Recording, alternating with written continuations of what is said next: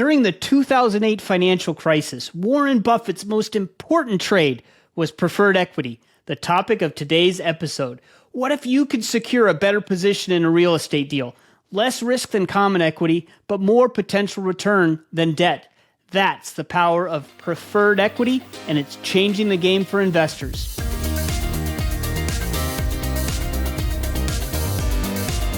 Hello, passive investors. Welcome to Passive Pockets, the passive real estate investing show. I'm your host, Jim Pfeifer. Preferred equity is a critical, yet often misunderstood piece of the capital stack. Today, we'll break it all down with my guests, Paul Moore and Troy Zsofka from Wellings Capital. We will cover everything from what is preferred equity, how does it work, what's the role in the capital stack, and its increasing relevance in today's market. Here's my conversation with Paul and Troy. Paul, Troy, welcome to the show. It's great to be here. Thanks, Jim. Thanks, Jim. Good to be here. Let's get into it, right? What we're talking about today is preferred equity. So the easiest place to start is, what is preferred equity and why is it used? Preferred equity falls in the middle of the capital stack. You think about your lower risk, lower return, which would be debt. And, banks, lenders, others make those type of loans. And then you think of the other extreme, you think of equity. So equity has typically a higher risk and a higher potential return, which also means a higher potential loss. Preferred equity has some of the benefits of debt and some of equity. It falls in the middle of the capital stack. It's typically paid before equity, after debt. And typically the fact that there is equity, common equity that is, means that preferred equity is protected. It's not in the first loss position like equity. And one thing that's kind of amazing is historically, you'd think lower risk, it must be lower return. But we've been in a season where preferred equity has often had stronger returns than most of the common equity that we have seen penciling. We've been really bullish on it. Troy, you have analyzed hundreds and hundreds of these deals. What am I missing here? Nothing. I mean, you summed it up, especially right now. The risk-adjusted return profile of preferred equity is in most cases a lot more attractive than common equity. Sure, you can get higher upside with common equity, but you're also going to be the first position to feel the pain if there's a loss. And so I personally feel that right now, the risk-adjusted return profile achieved by a preferred equity position is better than any other position in the capital stack. I guess the risk-adjusted returns are better, so not necessarily the actual returns, if I'm hearing you correctly. But why is it better from a risk-adjusted basis now, and it wasn't maybe 5 years ago? 5 years ago, the coupons on preferred equity were simply lower than they are right now. I think we're going to return to that soon as rates continue to decline. But we had a period, and we're still in it, where you can get mid to high teen coupons on the preferred equity, which is made up of, a mid to high single digit current pay, depending on the type of deal, and then a PIK or an accrual on top of that.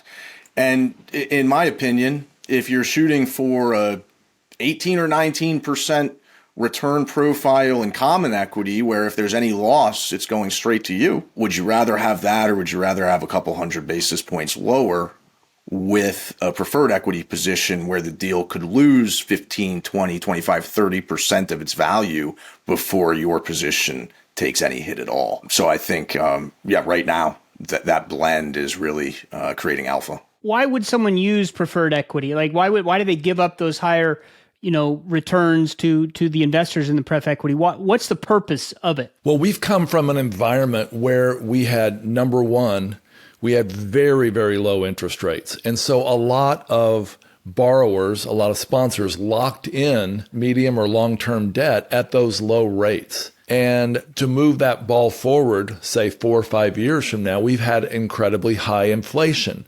So the low fixed interest rate plus the high inflation since then mean that, number one, they have probably achieved some rent growth and therefore value growth and therefore equity growth. But number two, they don't want to refinance to access that. Refinancing might mean going from a 3% or so interest rate up into a 5, 6, 7% interest rate. So they don't want to do that. In addition to that, the lending environment's gotten tighter. A lot of these sponsors would love to access that equity to invest in other projects.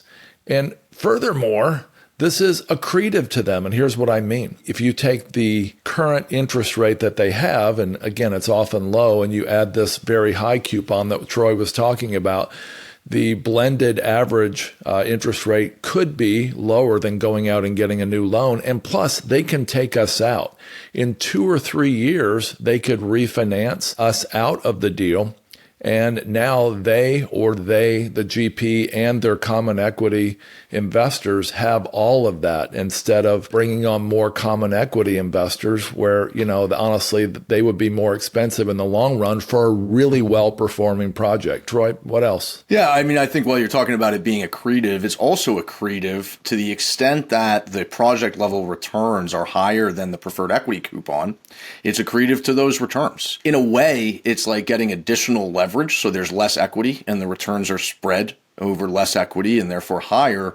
But as compared to mezz debt, for example, it's less risky because A, not the entire coupon is due currently, only the current pay portion is. And B, mezz debt can foreclose on you. Preferred equity has rights and remedies, but not included in them are foreclosure. So it's a way of getting additional leverage. You can look at it that way without the risks of taking out second lien or mezz debt. Okay, you mentioned second lien and mezz debt, mezzanine debt. Can you explain what those are and where they would be in the capital stack relative to preferred equity? Yeah, so they would be pretty much in the same spot in between debt and equity. Their detachment points or their lower attachment point and their upper detachment point might be different, but as are different structures of pref. They're basically an alternative to preferred equity. It's worth noting, though, that if you have agency senior debt, mezz debt is not an option. They will only allow preferred equity, and they will only allow certain structures of preferred equity that are considered soft pref. And so that's why it can be so attractive for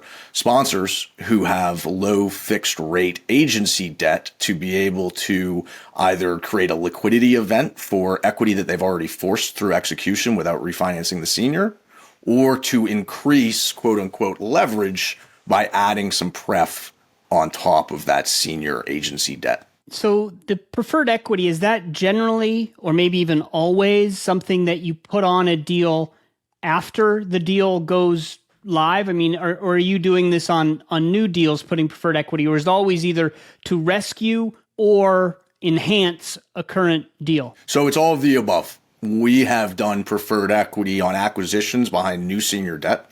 We have done preferred equity on acquisitions behind assumable Fannie debt, where the debt was in place, but the buyer is assuming it for an acquisition. We have done preferred equity to access liquidity through an equity recap where they force the equity and they want to use pref to be able to get some of that capital out to go reinvest it elsewhere. Another thing that you can do is preferred equity on a refinance where the senior debt is being refinanced and you're bringing in preferred equity. And that starts to get into kind of the rescue capital realm, which we have not done and are not really interested in. And then another form of rescue capital is you're not refinancing the senior, but you just need money because you need to rescue the deal. And so you bring in preferred equity to inject more capital into the deal. And again, that's not something that we consider, but that is also a use. Let's use an example because it gets confusing, right? All these different use cases. And maybe the first example would be, let's say we have a apartment complex that was syndicated a few years ago with a very low interest rate. They don't want to refinance it because, like you said, they'd have a higher interest rate now, but they want to get some of the capital out. Is this a use case for preferred equity, and what would that look like? Yeah, that's definitely a use case for preferred equity. They forced some value. They don't want to pay any prepayment penalty associated with their senior debt. They don't want to refinance into current capital markets because they have a nice low fixed rate on their senior debt, but they want to create liquidity, whether it's to return capital to investors or if it's in a fund to take that capital and make further investments. And so they can put some preferred equity behind the senior debt in order to create that liquidity. Okay, and so let's say I'm an LP in that deal. I'm a limited partner investing in that deal. They're going to give me some of my capital back, so I'm excited about that. but now there's another layer of ownership or equity that gets paid before me and take some of the cash flow that might be coming to me now that the deal's humming away from me, right? So as an LP, am I happy or am I sad that you just put in pref equity in between me and the debt? So that's going to depend on your own risk return analysis, right? It's going to be accretive to your return potentially because you're getting capital back that you can then go invest elsewhere. Or if it's a fund, right, your fund manager is getting capital back that they can go and buy more assets. It has the potential to enhance your return profile. But you hit the nail on the head. It is also putting capital senior to you that at sale must be paid back before you get your money back. And it is also going to draw on the cash flow from operations after debt service. So it will reduce your cash flow distributions. So it's an analysis that each LP and each GP has to make to determine whether or not the juice is worth the squeeze. For an LP, you can look at it and analyze it and determine whether it's good or bad. But the bottom line is you don't have a choice. You're just sitting there, okay, they did it, or okay, they didn't. You have something to add, Paul? No, I was just going to say a lot of people think pref equity, they just immediately equate it to rescue capital. And as Troy said, that's not something we've done at our company. But I think that in those cases, while it may save the deal, it almost always pushes the LP back into a much lower return expectation. I mean, the deal's already struggling enough to inject pref equity. Now you've just made the LPs, even another level away from profitability in my mind. So let's say that we have a deal that I got into in late 2022. The interest rates are adjustable bridge debt, and now it's struggling, and they're saying, hey, we might have to do a capital call, which I certainly don't want that. And they say, well, you know what? We're not going to do a capital call. We're going to get some pref equity and stick that in there. Now, again, as an LP, am I happier with the capital call or preferred equity? And can you talk about that situation, the rescue capital? I've seen this scenario, not in investments that I've made, but in investor clubs that I'm part of and discussions on forums in that regard. And it's really a double-edged sword. If you do a capital call, you are now putting more of your money at risk, and you could lose all of it anyway. If you bring in preferred equity, you are not putting any more of your money at risk, but the money that you already have in the deal is now at greater risk because it has been crammed into a narrower first loss position in the capital stack. So like anything else in life, there's pros and there's cons, and there's no easy answer, and it's going to be case by case. And again, the stuff that we're doing is more designed to be accretive to the LP's return profile, whereas the example that you're talking about is rescue capital, and it's designed to try to avoid having a loss, not trying to increase the return. Although I guess relatively losing it to the bank versus at least breaking even, you are getting more of a return if you break even than if you get foreclosed on. So you guys have both been very clear that Wellings Capital is not interested in doing any rescue type preferred equity. Why not? That seems like you would get some potentially good returns there because you're into a deal that maybe might be performing okay, except for maybe interest rates are the problem or insurance costs went up, and now you can swoop in and save the deal. Paul? Yeah, I spent my first several years as an investor 26 years ago thinking, I'm investing in deals. I really wasn't. I was a speculator. I speculated a lot. I made a lot of mistakes. I made some money. I lost a lot of money.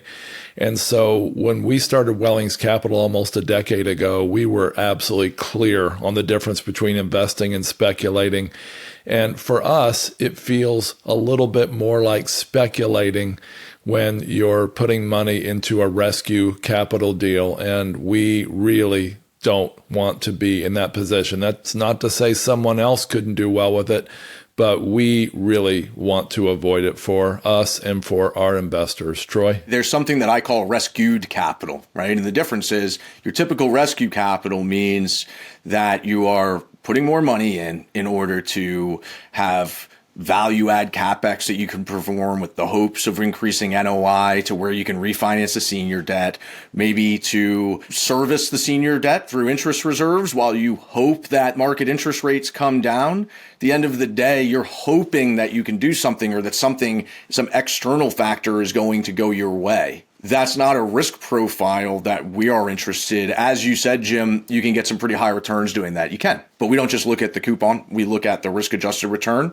And even though that return profile on the coupon on the pref might be higher, once you add in the risk consideration, it's just not a profile that we believe is appropriate for our investors. Now, rescued capital is they've qualified for a senior debt refinance, but it's a few $1,000,000 short of paying off their current bridge debt. We will absolutely consider bringing in that gap with preferred equity, but it's difficult to get those deals to pencil because we have global debt service coverage ratio requirements and our current pay is higher than the senior debt. So if they could actually qualify to cash flow enough to hit our DCR requirements, they'd be able to get enough senior debt to be able to do the whole thing. The time when it does work is when the senior loan is very large compared to the pref, and there can be some room between, say, a 1.25x senior DCR and a 1.20 global, but those are rare, even though we will consider them. Okay, and DCR? That's DCR, debt coverage ratio, DSCR, debt service coverage ratio, net operating income divided by the senior debt payment, or global is net operating income divided by the sum of the senior debt service payment plus the preferred equity current payment. We want to know that there's cushion, that NOI could drop a little bit and still pay the senior and still pay our preferred. Right. So you're just trying to make sure that the money coming in covers the debt as well as anything else that needs to cover the expenses and all that. So I want to ask you guys to take off your Wellings hats here for a second and just look at it from, maybe you're just an investor. I just want to understand the rescue capital. Is that just a stance that you have as, we don't want to do that to our investors, we're not interested, but as an investor, would you commit capital to a deal in rescue capital, or is it just kind of like a red flag, don't do rescue capital kind of thing? Do you understand my question, Troy? Yeah, I would never invest. The way I look at it, the sponsor, and I don't want to paint with too broad of a brush, but the way I look at it, the idea that, yeah, we've owned it for 3 years and all we need is another $5 million and then we're going to increase NOI by 25%. It's like, okay, it's just not a risk profile that I'm interested in. It's too close to Vegas for me. Okay. And that helps a lot. I appreciate the context there. So I want to move on a little bit and understand the rights of preferred equity investors versus common equity. Are they the same rights? How does it compare to debt? So the preferred equity investor has much more rights than a common equity investor. Obviously, the debt is the most senior position and it has the most rights. If it's not paid, it can foreclose and wipe out everybody's equity. The preferred equity, depending on whether it's soft pref or hard pref, has different rights and remedies. The main difference between the two comes to manager removal rights. With hard pref, if an event of default occurs, the preferred equity investor can actually remove the manager. With soft pref, it cannot, but it can force a sale. So if there's an imminent senior loan foreclosure coming, the preferred equity investor can step in and force the asset to be sold, even at a loss to common equity, in order to be made whole. Also often has budget approval rights, so it kind of has the power of the purse to an extent. And then there are, depending on the deal, there are nuances in regards to what constitutes an event of default, how much involvement and approval for major capex and contracts the preferred equity investor is going to exercise, etc. I want to move to a term that the last dollar of exposure. What does that mean, and what's the typical last dollar of exposure? You look at it two different ways. One would be from an LTC perspective, which is loan to cost. So it would be the senior debt plus the preferred equity in the numerator divided by the total project cost, the entire capital stack. And that is your LTC, your detachment point, your upper attachment point, last dollar of exposure. There's different ways of saying it. From an LTV perspective, senior debt plus preferred equity divided by the value of the property. And that plays more into equity recapitalizations, whereas LTC plays more into acquisitions, although we look at both on all deals. And how does that impact the risk profile of the investment? Well, the LTC, the lower you are as a percentage from 1 to 100, the more actual dollars there are subordinate to your position that would all have to get lost before you lose a dime. On the LTV, the more implied value there is that is subordinate to your position. And you can also look at it as, well, how much of a discount could we sell this asset at before we would actually lose money? For example, on the acquisition deals that we've been doing over the last year and a half or so, our typical LTC has been in the 75 to 80% range. So there's 20 to 25% of the total dollars in the project, not just equity, but inclusive of the senior debt, that are subordinate to us, that would all get lost before we would get hurt. From an LTV perspective, we've been similar, but more closer to around 80, a little bit above 80. So we could actually sell the asset, not taking into account cost of sale, for about a 20% discount to what we believe is the market value on prevailing cap rates before we would lose any of our position. Okay. And so I'd like to dig into that next, right? You don't want to lose any of your position. So if I'm an investor and I'm looking at a preferred equity deal, how do I underwrite it? How do I analyze it? How do I decide, yeah, I'm going to invest in this one, but not the next one? Like from a limited partner position, how do I know if I want to participate? Let's take some of the more subjective stuff and just put it aside for a second, such as sponsor experience, track record, team, vertical integration, the market, the demographic trends, the household income, and all of that. Let's put that aside for a second and just talk metrics, objective analysis metrics. You're going to want to look at that last dollar, LTV and LTC. You're going to want to look at what's known as the pref yield, which is net operating income divided by the sum of senior debt plus preferred equity. That also plays into that last dollar position a lot. But the other thing you're going to want to look at, which we discussed briefly earlier, is the global debt service coverage ratio. How much cushion or extra cash do they have in net operating income left over after they've paid the senior debt service and the preferred equity current pay? So in other words, how much can their NOI decline before they don't have enough cash after expenses to pay both the senior debt and the pref current pay? These are all things we have to look at in addition to the actual business plan of the property and making sure that, we agree with rent increase assumptions, what vacancy is, all those other things that we would evaluate if we're going to do an equity position anyway. Is that correct? Sure. And they're all part and parcel. I mean, you're going to want to look at everything you would look at for an equity position plus some, but also with the understanding that certain things, well, maybe not everything you would look at, because you don't care as much about potential upside. Because if it's straight pref, not participating pref, not some kind of a JV structured equity, but straight preferred equity, you're not going to participate in that outsized upside anyway. So you want to look more at the fundamentals of base case performance, and you're not really that concerned about any outsized return potential since you won't actually be involved in that. Troy, what other protections are in place to ensure that your new investment that's going into this already existing deal, that everything's protected? So in addition to what I previously mentioned about forced sale rights, about budget approval, etc., we can structure our pref based on an earnout. So we might commit, let's say $15 million to a deal, but if it requires NOI to grow to actually earn all of that out, we might only give them 7 or 8 up front and then monitor NOI growth as they execute on their value add strategy and reserve the right not to inject additional capital into the deal until they have earned it out based on that global debt service coverage ratio that's dependent upon NOI growth.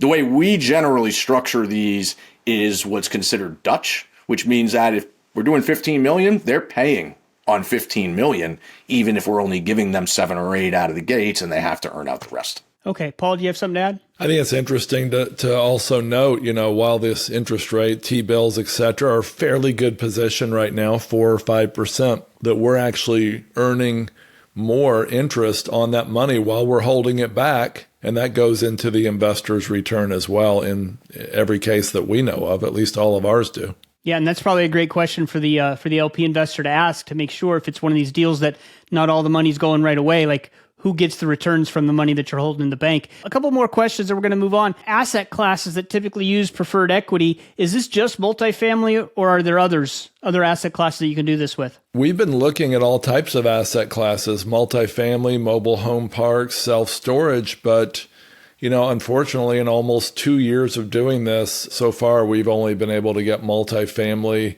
and then one scattered site single family, which is sort of like multifamily across the finish line. The vast majority of deals that come across our desk, and especially the ones that have penciled, have been multifamily. As far as the returns to the LP, just ballpark, I know you can't promise anything, there's no guarantees, but what kind of returns should an LP investor typically think they might get on just a standard pref equity deal? While past performance and even current performance is not indicative of the future, and there are certainly no guarantees, a typical investor just in a pref equity deal alone that we've seen might see a current pay of 6.5 or 7 up to 8% per year going along, and then an additional, let's say, almost that much again on the upside. So a 14 to 15% total annual return. And again, I'm just saying this is sort of typical. It may or may not be your results if you invest with us and anybody else. What would you add, Troy?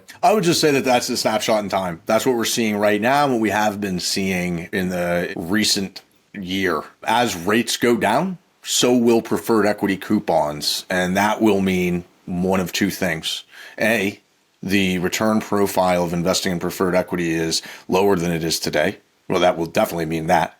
And possibly B, we will no longer deem it the most superior risk-adjusted return profile position to invest in, and we may look to different types of joint venture equity structures that we deem superior from a risk-adjusted perspective. Okay, so those are pretty good returns you guys are talking about, and as you said, you think it's the best spot to be right now, and that will certainly change. But why are operators, because you don't do rescue, right? And you've kind of said, let's stay away from that. So why would an operator then want to pay for just to free up equity or whatever reason they have for putting in place this pref equity? Why are they paying so much? Opportunity cost, pseudo arbitrage. When you go and you buy a car, if you can get a 5% interest rate, you might have the cash, but you might take that loan anyway because you feel that you can reinvest those funds at a higher rate of return and collect some arbitrage. Same idea. An operator might be willing to pay a mid-teens preferred equity coupon because the opportunities that they have in front of them are such that they feel confident they can reinvest that capital and achieve a greater rate of return than that cost of capital. Paul, you had mentioned there's been some deals you passed on, which is great, right? You can't take on every deal. And then you mentioned you also have a story about Warren Buffett. So I'm going to give you the floor here and kind of tell us a little bit about those deals and the story you have. Yeah, I mean, we looked at 515 deals last year and only invested in 11, and we knew 7 of those sponsors already. So it was really only 4 new, and I believe all 4 were pref equity deals last year. So we're super picky, and we recommend that every investor who invests in any deal, pref equity or otherwise, also be super picky. There's so much that goes into it. We have a 27-step due diligence process. For these pref equity deals, we're even doing NOI audits, and that's having a third party go in, and it's costing the sponsor, because they pay for it,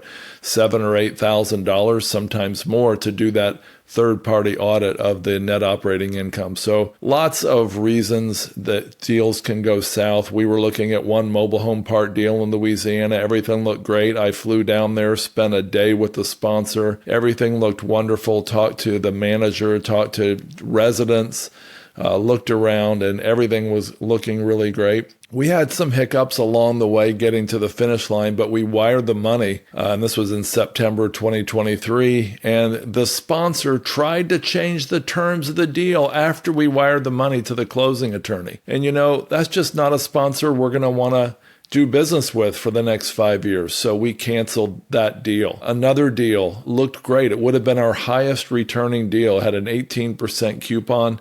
And Troy and Ben flew to the location. Great sponsor. Their track record was a little shorter than some. They couldn't produce all the appraisals on the properties. They had lost some. Their accountant, their CFO, they weren't that organized. There was all kinds of things that they couldn't produce.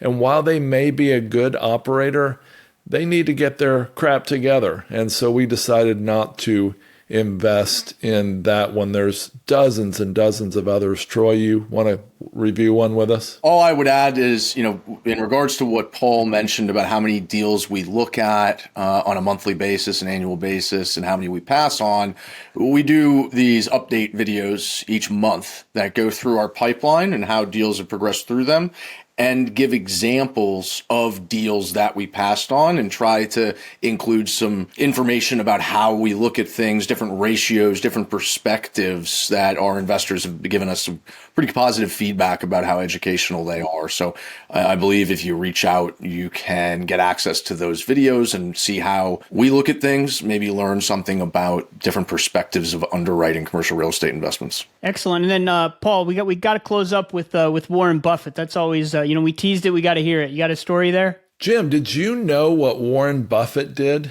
I don't.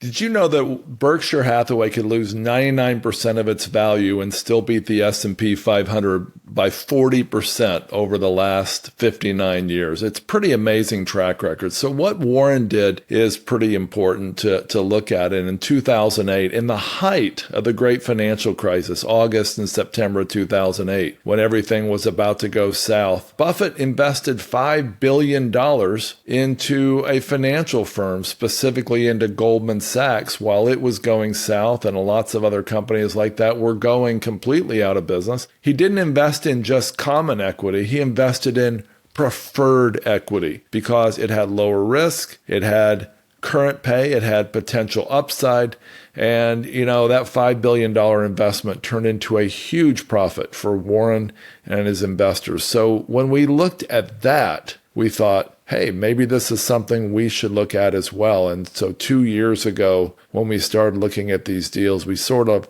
followed Warren's lead. That's a great story. The only little bit of pushback I would put on there is, Warren Buffett's brilliant, and I will follow him financially probably anywhere. But it does sound like that might have been rescue capital, though. Yeah, in that case, it was. Buffett had a real strong belief in the American economy. He looked deeply into Goldman Sachs, and he could see that a lot of what was causing their downfall was the other folks, the Lehman Brothers, and the others that had gone out of business. A lot of it was emotionally driven, fear-driven, and the fundamentals of Goldman Sachs were still strong. And in fact, he wrote a full-page letter in the Wall Street Journal right after he made that investment saying, hey, here's why the fundamentals are still strong. No, that's super interesting. Thank you for sharing. And this has been fantastic. I've learned more than I knew for sure about preferred equity. I really appreciate it. And I want to give you the last word here, Paul. I know Wellings Capital raises money to fight human trafficking. Can you give us just a minute or two on that? Jim, this is shocking. If you took the record profits, not the average, the record profits of Nike, ExxonMobil, and Walmart, record profits, added those together and tripled that number, that would be the approximate annual profits derived from human trafficking. And it's happening on our watch. And so we just couldn't sit by and do nothing. So what we're doing is we're trying to raise awareness by making statements like I just made. And as a commercial real estate fund that does a lot of research, we also research nonprofits that were very experienced and very adept at handling donor money. And we found one we really love. It's called AIM, A-I-M. Their website's aimfree.org. We've raised about $600,000 to help them. Their last large rescue, they rescued 62 little girls in Cambodia, and they separated them from their captors. They put 7 bad guys in jail, and they're giving them hope, counseling, food, clothing, shelter, job skills, and they're giving them a new chance at life. So we are just encouraging listeners to consider finding an organization that does a great job with this, like AIM, and getting involved. Well, great. Thank you for sharing that, and thank you both for being on the podcast and sharing your knowledge about preferred equity. We appreciate you. Thanks, Jim. It's great to be here. Thanks for having me, Jim. And that wraps up our deep dive into preferred equity. A big thank you to Paul Moore and Troy Zsofka for joining me to unpack this often overlooked piece of the capital stack. Preferred equity can protect you, but only if you understand it. That's where Passive Pockets can help. Try out a 7-day free trial of Passive Pockets today at PassivePockets.com. And don't forget to like this episode and drop a comment on your thoughts about preferred equity. Thanks for tuning in and happy investing.